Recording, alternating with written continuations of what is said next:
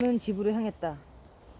하지만 페트로프스키 섬까지 왔을 때 이미 완전히 기진맥진하여 걸음을 멈추더니 한 길에서 벗어나 관목 숲으로 들어간 다음 풀밭 위에 쓰러져 이내 잠이 들었다.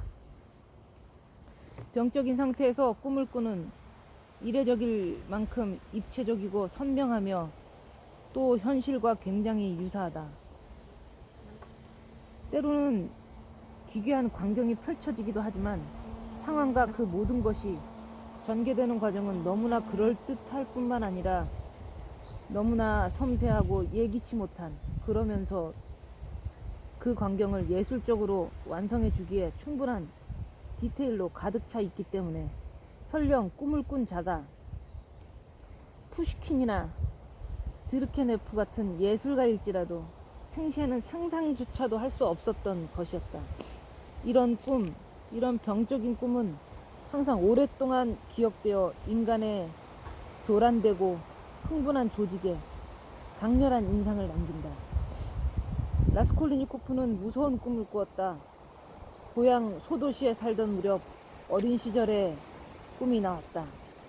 그는 7살쯤 됐고 축제일을 맞아 저녁 무렵에 아버지와 함께 교회를 산책하는 중이다.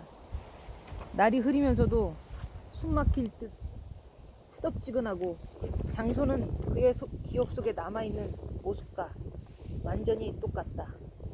심지어 기억 속의 그곳이 지금 꿈속에 나타난 모습보다 훨씬 더 흐릿할 정도였다. 소도시는 확 트여 한눈에 다 보이고 주위에는 버드나무 한 그루도 없다. 어딘가 아주 멀리 저 하늘 끝에 숲이 거무스름하게 보인다. 소도시의 맨 끝에 있는 밭에서 몇 걸음 떨어진 곳에 큰 술집이 있는데 아버지와 함께 산책을 하며 그 옆을 지날 때면 항상 공포와 같은 몹시 기분 나쁜 느낌을 안겨주곤 했다. 거기에는 항상 사람들이 몰려 있어서 다들 고함을 질러대고 껄껄 웃어대고 욕설이 오가고 목신 추잡한 소리로 노래를 불러대고 걸핏하면 싸움판을 벌였다. 술집 주위에는 항상 그렇게 술 취한 무서운 낯짝들이 어슬렁거리는 것이었다. 그들과 마주치면 그는 아버지에게 바싹 달라붙은 채 온몸을 발발 떨었다. 술집 옆으로 난 샛길 같은 길에는 항상 먼지가 자욱했고 그 먼지는 또 항상 시커맸다. 길은 구불구불 더 멀리까지 뻗어 300걸음쯤 떨어진 지점에서 소도시의 묘지를 끼고 오른쪽으로 꺾어졌다. 묘지 한가운데에는 초록색 지붕이 달린 석조교회가 있는데 이미 오래전에 돌아가셔서 한 번도 본 적이 없는 할머니의 추도미사를 드리러 부모님과 함께 1년에 2번쯤 찾던 곳이었다. 그럴 때면 항상 쿠치아를 하얀 접시에 담아 네킨에 싸서 가져갔는데 쌀로 만든 건포도로 십자가 모양을 낸 달달한 것이었다. 그는 이 교회 안에 있는 대개의 경우 틀을 씌우지 않은 고풍스러운 성화들과 머리를 덜덜 떠는 늙은 사제를 좋아했다. 묘석이 있는 할머니의 무덤 옆에는 태어난 지 6달 만에 죽은 남동생의 자그마한 무덤도 있었다. 그는 남동생을 전혀 알아보지 못하고 기억할 리도 없지만 남동생이 있었다는 얘기는 들었기 때문에 묘지를 방문할 때마다 그 무덤 앞에서 경건하고 공손하게 성호를 긋고 절을 하고 거기에 입을 맞추었다. 자, 그가 꿈에서 보는 장면은 이렇다. 그는 아버지와 함께 묘지로 난 길을 걸으며 술집 옆을 지나고 있었다. 아버지의 손을 꼭 붙잡은 채 두려움에 떨며 술집을 둘러본다. 특이한 광경이 그의 주의를 끈다. 이번에는 거기서 한 판을 벌어져 화려하게 차려입은 소시민 여자들이며 아낙네들이며 그 남편들이며 온갖 어중이 떠중이가 한 무리를 이루고 있다. 다들 술에 취해서 노래를 부르고 있고 술집 현관 옆에는 진마차가 서 있는데 좀 이상한 진마차이다. 커다란 진마차로 보통 커다란 진말이 메어져 있고 물품과 술통을 나르는데 사용하는 것이었다. 그는 그렇게 긴 갈기와 굵직한 다리를 뽐내는 거대한 진말이 짐이 없는 쪽보다 짐이 있는 쪽이 차라리 더 가뿐하다는 듯 유유자적 고른 걸음을 떼놓으며 조금도 지친 기색이 없이 무슨 산더미 같은 짐을 싣고 가는 모습을 바라보는 것이 항상 좋았다. 하지만 지금은 이상한 노릇인데 이렇게 커다란 짐마차에 작고 삐쩍 마른 젓갈색 농사용 안마를 매 놓았다. 그것은 그도 종종 보았거니와 때로는 무슨 장작이나 건초더미 같은 짐을 높이 싣고 가면서 죽을 힘을 쓰는 종류의 말로써 특히 짐이나 진흙탕이나 바퀴 자국이 빠질 테면 항상 농꾼들이 채찍으로 호되게 정말 호되게 얻어맞고 때때로 곧장 낯짝과 눈을 얻어맞기도 하는 것이었다. 이런 장면을 보는 것이 너무 마음 아파. 정말 너무 마음이 아파. 그는 거의 울음을 터뜨리지만 엄마는 그런 그를 항상 창가에서 멀리 떼놓곤 했다. 자, 한데 갑자기 사위가 몹시 시끌시끌해진다. 술집에서 고함을 지르고 노래를 부르고 발랄라이카를 켜면서 곤드레만드레 취한 덩치가 무척 큰 농군들이 울긋불긋한 로바시카를 입고 외투를 걸친 채 나온 것이다. 자, 타라고 다들 타! 한 사람이 이렇게 외치는데 아직은 젊고 목이 굉장히 굵고 얼굴은 살도 뒤룩뒤룩 찌고 홍당무처럼 붉다. 아, 전부 태워다 줄 테니까 타라고! 하지만 즉시 웃음과 아유가 울려 퍼진다. 저 따위 말라깽이 말로 잘도 태워다 주겠다. 이봐, 미코울카, 자네 제정신인가? 아이, 저런 안마를 저런 집마차에 매놓다니. 저 젓갈새가 안마는 틀림없이 20살은 좋게 될 거야. 아이, 이보게들. 다들 태워다 주겠다니까. 미콜카는 또다시 이렇게 소리치며 제일 먼저 집마차에 뛰어올라 고삐를 지고 온몸을 쭉 펴며 마부석에 선다. 밤생 말은 아까 마트베이가 몰고 가버렸거든. 그가 집마차에서 소리친다. 이 안말 때문에 이보게들, 나는 아주 복장이 터질 지경이야. 당장 쳐 죽였으면 싶어. 먹이만 공짜로 축내고 있거든. 그러니까 타란 말이야. 마구 달리게 해주지. 신나게 달릴걸. 그러고서 그는 채찍을 손에 쥐고 쾌감을 느끼며 젓갈색 안마를 갈겨줄 태세를 갖춘다. 타라는데 왜들 이래? 군중 속에선 껄껄 웃음이 터져나온다. 들었나? 마구 달리게 해준다군. 저녀는 벌써 10년째 제대로 달려보지도 못했을걸? 지금부터 달릴 거야. 인정사정 볼 것 없이 이보게들 다들 각자 채찍을 들고 자, 준비! 옳거니 마구 갈겨보자. 다들 껄껄 웃고 농찌거리를 주고받으며 미콜카의 집마차에 올라탄다. 6명 정도가 탔는데 자리는 더 있었다. 그들은 뚱뚱하고 볼이 발그스레한 어떤 아낙네를 태운다. 그녀는 붉은 무명옷을 입고 구슬이 달린 두건을 쓰고 발에는 모피 실내화를 신고 있는데 호두를 까면서 깔깔 웃고 있다. 주위의 군중들도 마구잡이로 웃어댄다. 어떻게 웃지 않을 수 있겠는가. 저렇게 비실비실한 앞말이 저런 무게를 싣고 달릴 거라니. 집마차에 탄 청년 2명이 미코카를 도우려고 즉시 각자 채찍을 든다. 이리야! 소리가 울려 퍼지자 여윈말은 죽어라 용을 쓰며 몸을 비틀지만 달리는 건 고사하고 거의 한 발짝도 떼놓지 못한 채 그냥 다리만 허우적대며 힝힝댈 뿐. 콩알처럼 쏟아지는 세 사람의 채찍질에 점점 주저앉는다.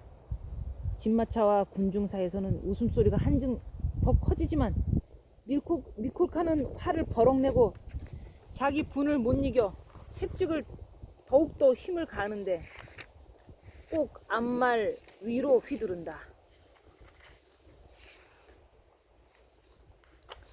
박살 내겠는걸? 주위들에서 소리친다. 죽이겠어. 내 맘이야. 미콜카가 소리치며 있는 힘껏 끌째를 내리친다. 넘어갔어요.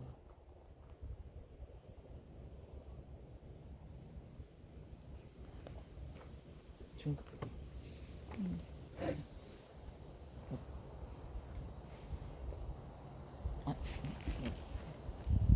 한 장 넘었어? 여기요? 편집이 가능하니까 그냥 읽어주세요. 네. 이거 한 장이 넘어갔네. 나도 태워줘, 이보게들. 이 일에 구미가 당긴 어느 청년이 군중틈에서 소리친다. 타! 전보 타라! 미콜카가 소리친다. 전보 태워다 주지. 채찍을 갈길 테다. 그러고서 죽어라 채찍을 휘갈기는데 어찌나 성질이 났는지 이미 뭘로 때리고 있는지도 모른다. 아빠! 아빠! 하고 그가 아버지에게 소리친다. 아빠! 저 사람들 뭐 하는 거야? 아빠 불쌍한 말을 마구 때리고 있잖아. 가자. 어서 가자. 아버지가 말한다. 술에 취해서 못된 장난을 치는 거야. 바보 같은 놈들. 가자. 보지 말고.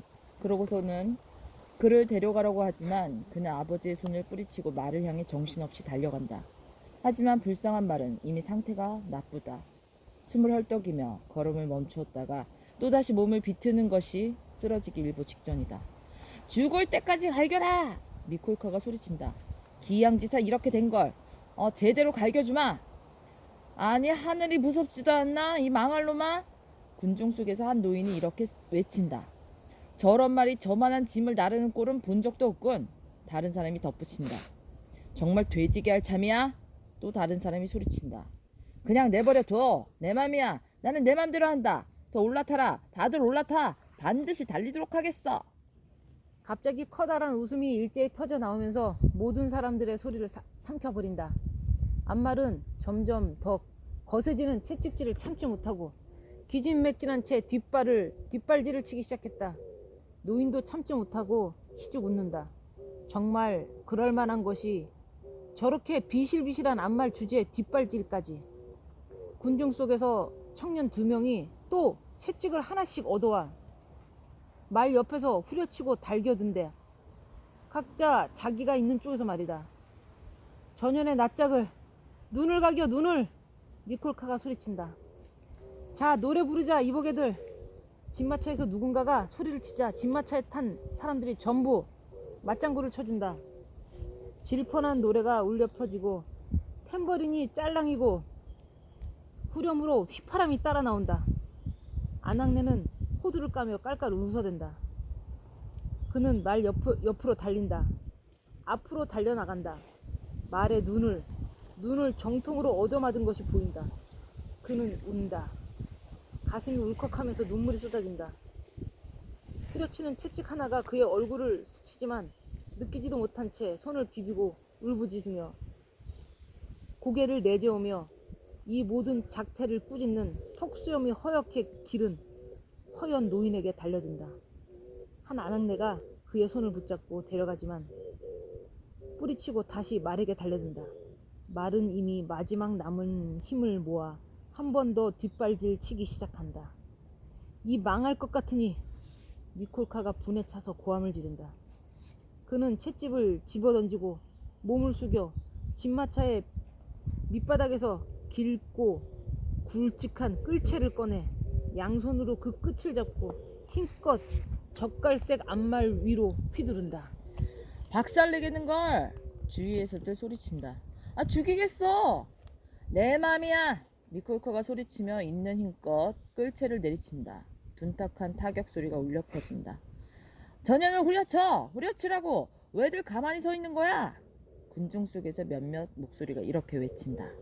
미콜카는 또 한 번 끌채를 휘둘러 있는 힘껏 처량한 말의 등을 한 번 더 후려 갈긴다. 말은 뒤로 나자빠지며 털썩 주저앉더니만 그래도 펄쩍 뛰면서 일어나 몸을 비튼다. 짐을 끌려고 마지막 남은 힘을 모아 사방팔방으로 비틀어댄다. 하지만 사방에서 6개의 채찍이 퍼붓고 끌채가 다시 올라갔다가 3번째로 떨어지고 이어 4번째로 유리하게 휘둘러진다.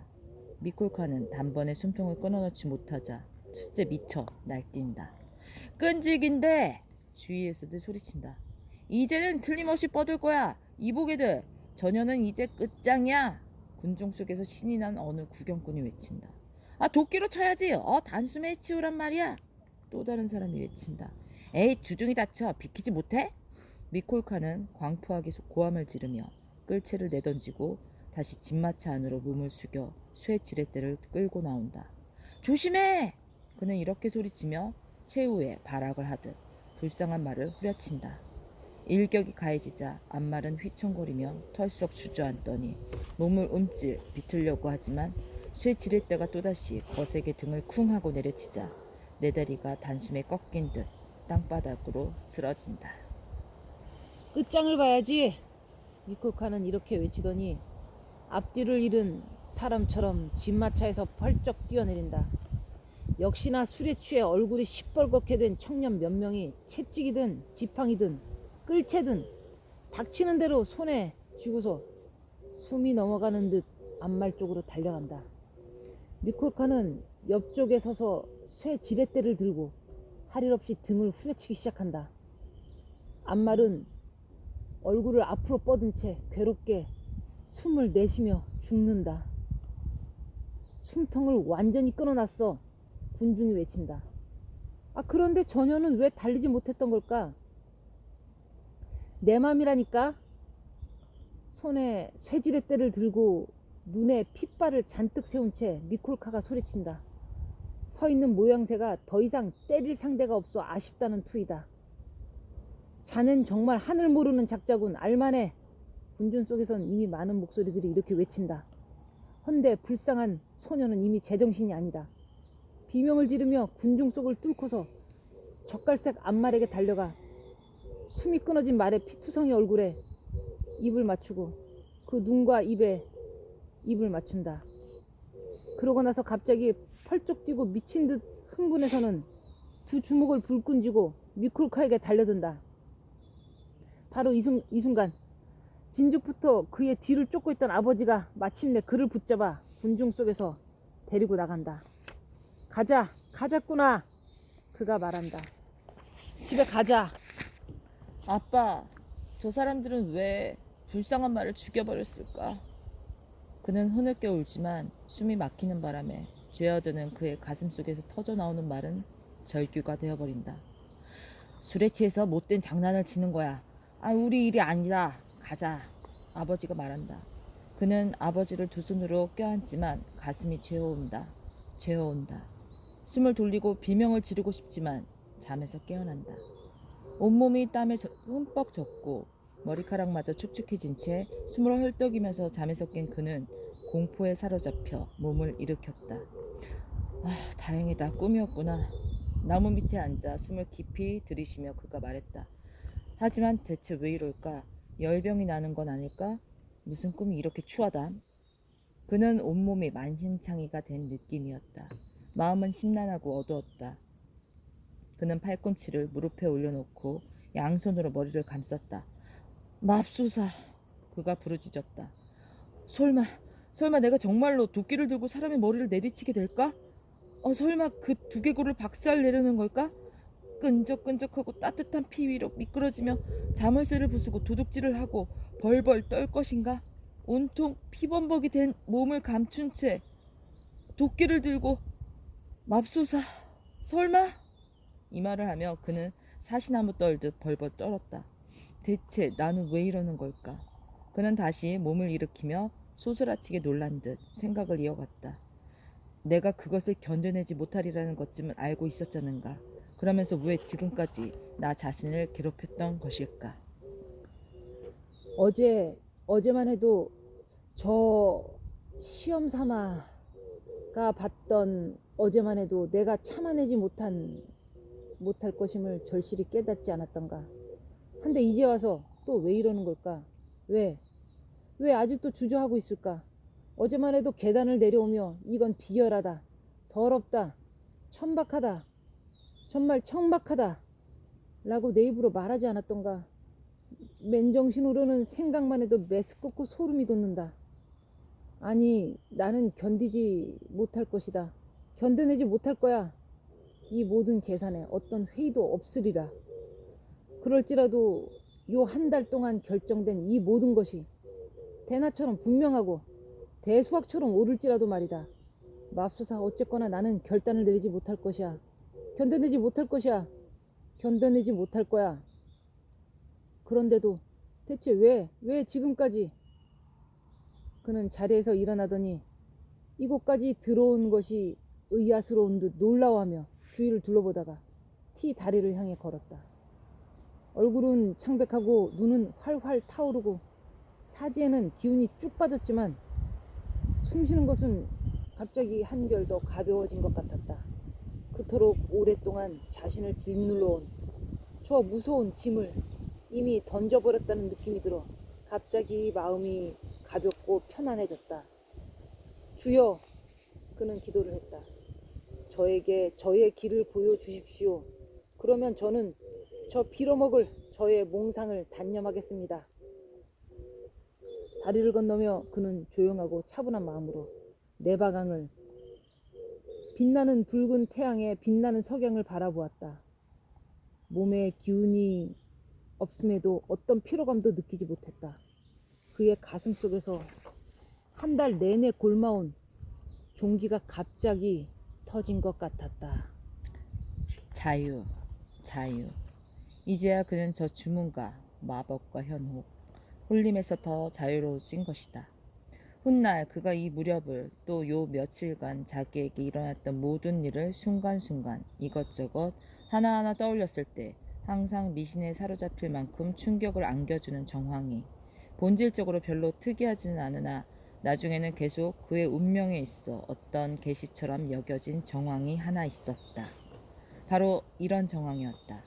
그는 녹초가 될 만큼 피곤했던 터라 집까지는 가장 가까운 지름길로 가는 것이 제일 편했을 텐데도 구태여 왜 쓸데없이 빙빙 둘러야 하는 센나야 광장을 지나 집으로 돌아갔는지 도무지 이해할 수도 스스로에게 설명할 수도 없었다. 그렇다고 아주 많이 둘러가는 것은 아니었지만 분명히 또 전혀 불필요한 수고였다. 물론 자기가 지금 어디를 걷고 있는지도 잊은 채 집으로 돌아가는 일도 수십 번이나 있었다. 하지만 대체 왜? 하고 그는 항상 묻곤 했다. 대체 왜 그에게 이토록 중대하고 결정적인 동시에 극도로 우연한 만남이 센나의 광장에서 그것도 하필이면 지금 이 시각 인생에서 이런 순간을 맞이하고 또 이런 정신 상태일 때 그리고 무엇보다도 그것 즉 그 만남이 그의 운명에 그야말로 결정적이고 최종적인 영향을 미칠 수 있는 이런 정황에서 이루어진 것일까? 꼭 일부러 그를 기다리고 있었던 것처럼. 그가 셋나야 광장을 지나간 시각은 9시경이었다. 판매되든 좌판이든 큰 노점이든 작은 노점이든 상인들은 모두 가게 문을 닫거나 상품을 치우고 정리한 뒤 손님들과 마찬가지로 각자 집으로 돌아가는 중이었다. 낮은 층에 위치한 싸구려 음식점 근처 센야강 광장의 건물들의 더럽고 악취나는 마당, 무엇보다 선술집 주변에는 온갖 종류의 수공업자 그리고 비렁뱅이가 수없이 우글대고 있었다. 라스콜리니코프는 별 목적 없이 거리를 나올 때면 이곳이나 이 근처의 골목 하나하나가 유달리 좋았다. 여기서는 그의 누더기에 거만한 주의를 기울이는 사람도 아무도 없었으며 그의 눈에도 거슬리지 않고 아무렇게나 입고 다녀도 됐다. K골목의 모퉁이에서 한 소시민과 아줌마, 즉 그의 아내가 두 개의 판매대를 앞에 둔 채 실, 노끈, 사라사 스카프 등의 상품을 팔고 있었다. 그들도 막 집에 갈 참이었지만 마침 찾아온 한 지인과 얘기를 하느라 꿈을 대는 중이었다.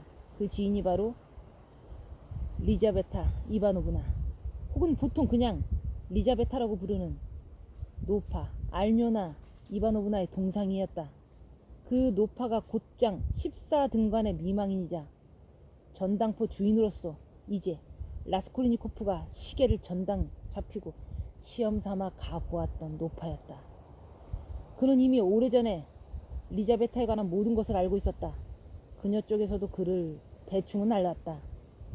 그녀는 키가 크고 못생기고 거의 백치에 가까울 만큼 겁이 많은 온순한 35살의 처녀로서 언니 집에 완전히 노예처럼 살면서 언니를 위해 밤낮으로 일하고 그 앞에서 벌벌 떨고 얻어맞는 것도 감수해내야 했다. 바로 그녀가 보따리를 안고 뭘 골똘히 생각하는 것처럼 소시민과 아줌마 앞에 서서 그들의 말을 주의 깊게 듣고 있었던 것이다.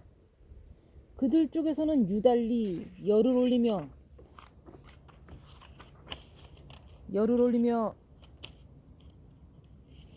그녀에게 뭔가를 설명하고 있었다. 라스콜리니코프는 갑자기 그녀를 발견하자 비록 놀랄 만한 일은 전혀 아니었음에도 마음속 깊이 놀란 것 같은 어떤 이상한 감각에 사로잡혔다. 리자베타 이바노브나, 당신이 알아서 결정하면 돼요. 소시민이 큰 소리로 말했다. 내일 와요. 한 7시쯤에. 저쪽에서도 와 있을 거요. 내일요? 리자베타는 결정을 못 내리겠는지 생각에 잠긴 투로 느릿느릿 말했다. 이런, 알료나 이바노브나가 어지간히 겁을 준 모양이군요. 갈갈한 여자인 상인의 아내가 조잘됐다. 당신을 보면 완전히 조그만 어린애같이 보여요. 게다가 언니라야 친언니도 아니고 배달하는 언니인데다가 마구 부려먹잖아요. 이번 일은 알료나 이바노브나에게는 한마디도 말하지 말아요. 남편이 끼어들었다. 네, 충고하지만 따로 물어볼 것도 없이 그냥 우리 쪽으로 와요. 제법 돈이 되는 일이거든요. 나중에는 언니도 그러려니 생각해 줄 거요. 그럼 올까요? 내일 7시쯤 와요. 저쪽에서도 사람이 올 테고요. 당신이 알아서 좀 결정해요. 우리는 사무바르를 올려놓을게요. 아내가 덧붙였다. 좋아요. 올게요. 리자베타는 여전히 생각에 잠긴 채 이렇게 말하고는 천천히 자리를 떴다. 라스콜리니코프는 그때 이미 그곳을 지나왔기 때문에 더는 듣지 못했다. 한마디도 놓치지 않으려고 했으며 눈에 띄지 않게 조용히 그들을 지나쳤다. 처음에 느꼈던 놀라움은 신압으로 공포로 바뀌었고 그는 등골이 오싹해지는 것 같았다. 내일 저녁 7시 정각에 노파의 동생이자 유일한 동거인인 리자베타가 집을 비울 것이며 따라서 저녁 7시 정각에 노파는 집에 혼자 있을 것이라는 사실을 알게 됐으며 더욱이 갑자기 느닷없이 그야말로 뜻밖의 알게 된 것이다. 집까지는 몇 걸음만 가면 됐다. 그는 사형 선고를 받은 사람처럼 자기 집으로 들어갔다. 아무런 생각도 하지 않았으며 아예 그럴 수도 없었다. 하지만 자신의 전 존재로 자기에게는 더 이상의 생각의 자유도 의지도 없음을, 모든 것이 갑자기 최종적으로 결정됐음을 갑자기 느꼈다. 물론 수년 동안 절호의 기회를 기다린다고 해도 그때도 이와 같은 의문을 품은 채 그것을 성사시키려 한다면 확실히 지금 갑자기 눈앞에 나타난 이것보다 더 분명한 첫걸음은 기대할 수 없으리라. 어떤 경우에도 내일 이러저러한 시각에 자기가 노리고 있는 이러저러한 노파가 집에 오롯이 혼자 있게 되리라는 사실을 최소한 위험부담만을 아는 채 어떤 종류의 아슬아슬한 탐문이나 탐색 없이 최대한 정확히 또 그 전날 밤에 확실히 알아내기는 어려웠을 테니까.